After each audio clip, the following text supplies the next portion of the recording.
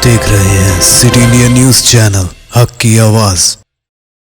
وزیر داخلہ محمد محمود علی نے سابق وزیر محمد علی شبیر کی جانب سے سیکریٹریٹ کی مساجد کی تعمیر سے متعلق دیے گئے بیان کی مذمت کرتے ہوئے آج پھر اس بات کا اعادہ کیا ہے کہ سیکریٹریٹ میں مساجد اور دیگر مذاہب کی عبادت گاہوں کو تعمیر کرنے کے معاملے میں حکومت سنجیدہ ہے اور اس معاملے میں دوسری کوئی رائے نہیں ہے۔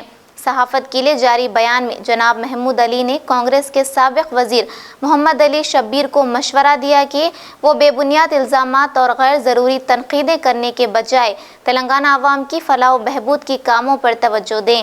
اگر انتخابی ضابطۂ اخلاق نہیں ہوتا تو تلنگانہ حکومت سنگ بنیاد رکھنے میں کسی قسم کا پس و پیش نہیں کرتی۔ ریاستی وزیر داخلہ نے کہا کہ سابق وزیر ایک مرتبہ اپنی حکومتی کارکردگی کا جائزہ لیں تو حقیقت سامنے آئے گی کہ کس حکومت نے عوام سے کیے گئے وعدوں کو پورا کیا ہے۔ تنقید کرنے والوں کو یہ یاد رکھنا ضروری ہے کہ تنقید برائے اصلاح ہو تاکہ عوام کی بھلائی ہو۔